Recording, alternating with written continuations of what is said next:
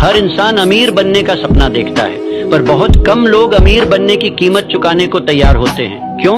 क्योंकि कीमत होती है अनुशासन, और जो लोग इस कीमत से डरते हैं वो बहाने बनाते हैं। बहाना एक मीठा जहर है जो धीरे धीरे तुम्हारे सपनों को मार देता है। तुम सोचते हो अभी नहीं, कल से शुरू करूंगा, लेकिन असलियत ये है जो आज नहीं कर सकता वो कल कभी नहीं करेगा। गरीबी सिर्फ पैसे की कमी नहीं है, ये सोच की बीमारी है, और सोच तब बीमार होती है जब तुम हर काम को टालते हो, जब तुम अपने डर को, अपने आलस को, अपने हालातों को बहाना बनाकर अपना भविष्य खुद नष्ट कर देते हो। जो लोग जीतते हैं वो कोई अलग नस्ल के नहीं होते, वो भी वही दर्द, वही थकान, वही समस्याएं झेलते हैं, पर वो बहाना नहीं बनाते, वो हर हाल में चलते हैं, क्योंकि उन्हें मंजिल चाहिए, आराम नहीं।